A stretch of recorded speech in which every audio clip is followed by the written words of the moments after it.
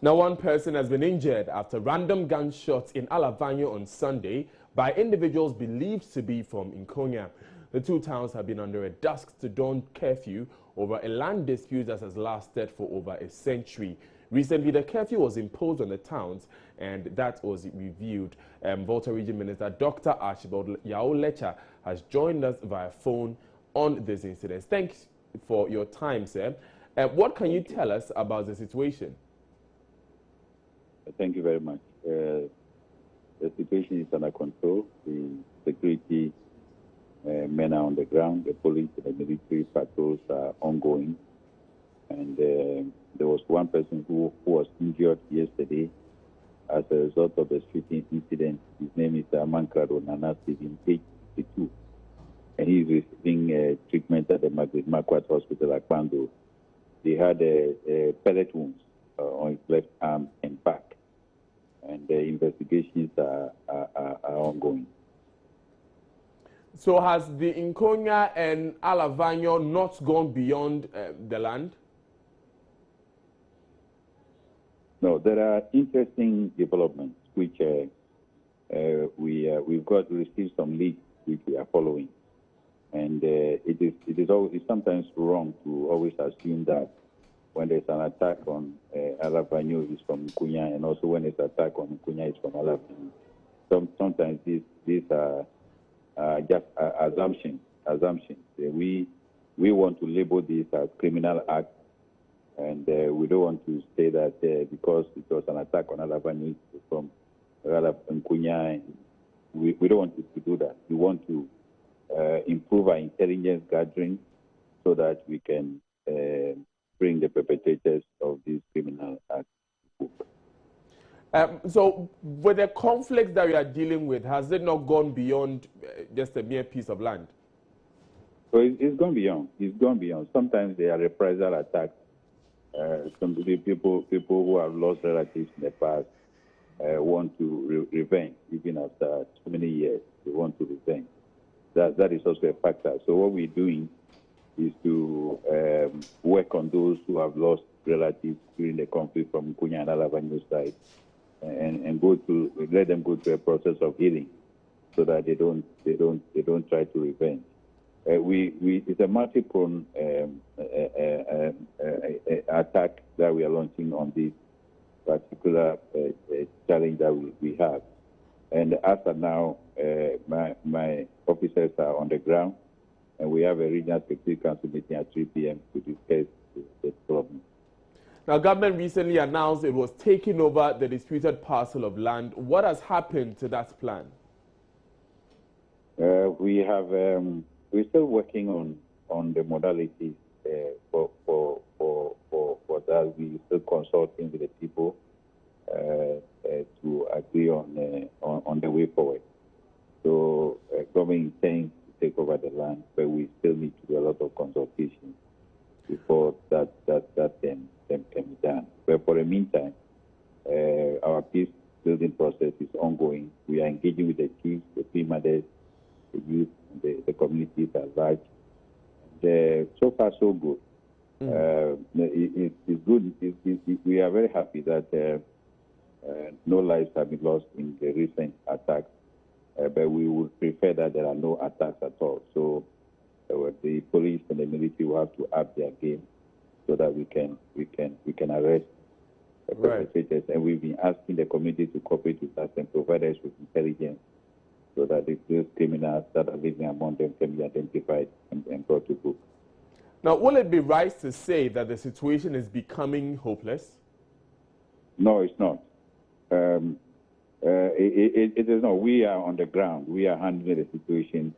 And I can assure the good people of Ghana that there is no cause for alarm. So permit me, sir, to take you away from the Nkonya and Alavanyo situation. Where are we with the pufferfish incident in Bando? The pufferfish incident, where persons died after taking in pufferfish. Oh, the health authorities, Food and Drug Authority, and the Municipal Assembly of Bando I've done a lot of public education. And so apart from the lives that were lost, people have been advised to avoid eating that particular fish. In fact, that fish is known to be poisonous. And people know. The people who are very skillful in handling it are the only people who eat it. But we've advised everybody to stay off that particular fish.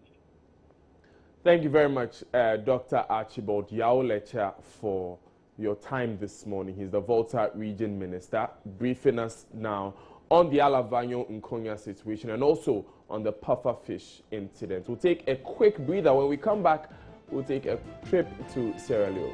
Stay tuned.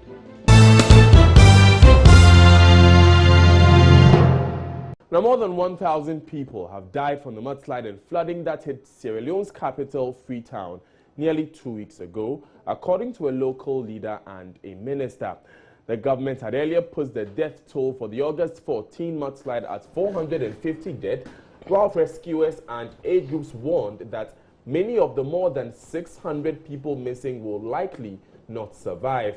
Maxwell Agbagba just returned from Sierra Leone, and he's here with you. Maxwell, with all the dead bodies around and the water bodies being polluted, how sure are we that there's no cholera situation?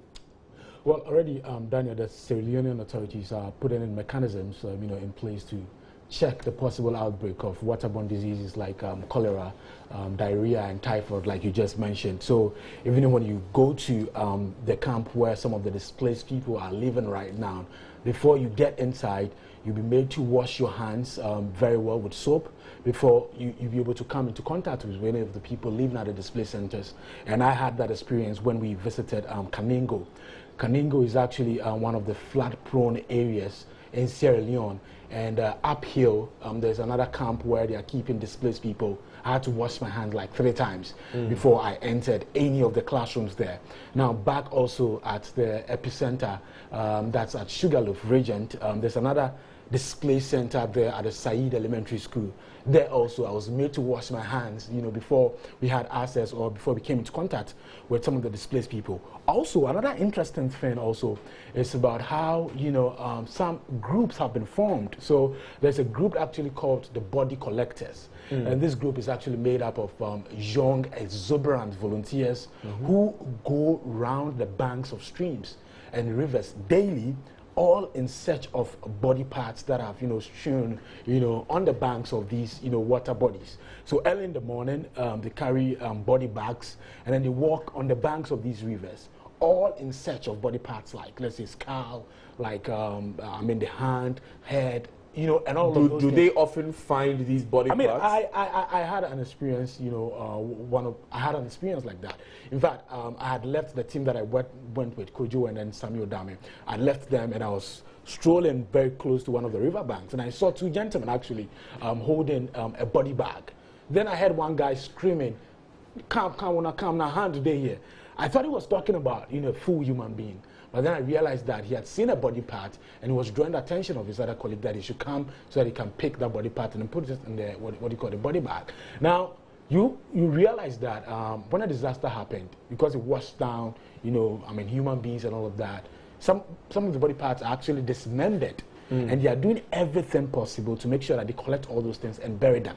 Now, the danger here is that from the mountain which is the epicenter of the disaster itself. The Sugarloaf Mountain. The Sugarloaf Mountain. Guma, which is one of the drinking source of the people, actually traces its source to the Sugarloaf Mountain. So the possibility of it being contaminated by all of these body parts is very high. So that's why they're putting in that mechanism, to actually check that. So on the outbreak of cholera, they are really, really awake, and they are doing a lot to nip that in the bud. It seems like quite a situation there. It is. Maxwell, I'll read a quote from Reverend Bishop Emeritus Arnold Temple, as interviewed by Al Jazeera. He was asking, who should we really blame? We are bound at a point in the blame game to attribute the blame so that corrective measures can be put in place so that never again should we allow this to happen. Can you confirm if authorities are indeed blaming each other, and what are they saying?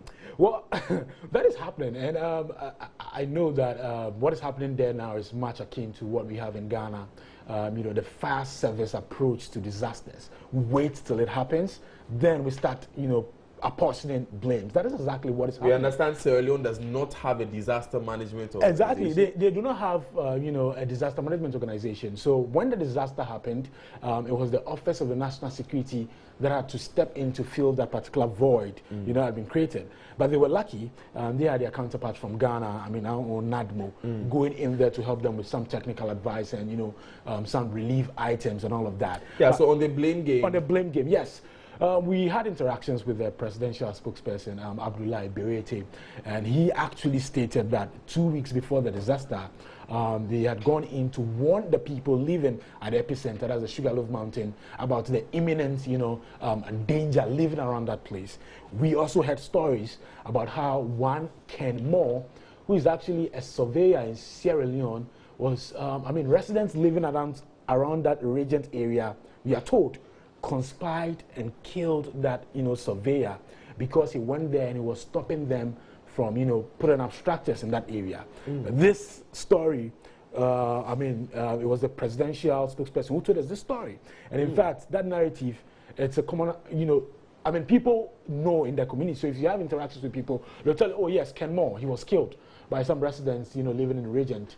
But was he able to say if any arrests have been made, for instance? Well, he wasn't able to speak to that, but he told us that he was killed by some of the residents living in that area.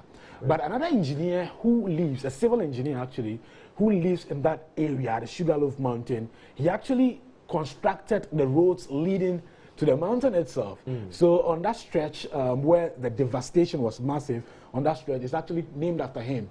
Prince Aliu Drive. Okay. He's been telling us that really what government did was not to warn the people to leave that area. What was happening was, a scramble for the lands there on the Sugarloaf Mountain. Now, just to push in this, if you go to Freetown, which is made up of about 2.1 million people, the topography of that land, 80% is made up of hills. So you have a place in Ghana, like let's say Makati Hill, sort of as a capital town.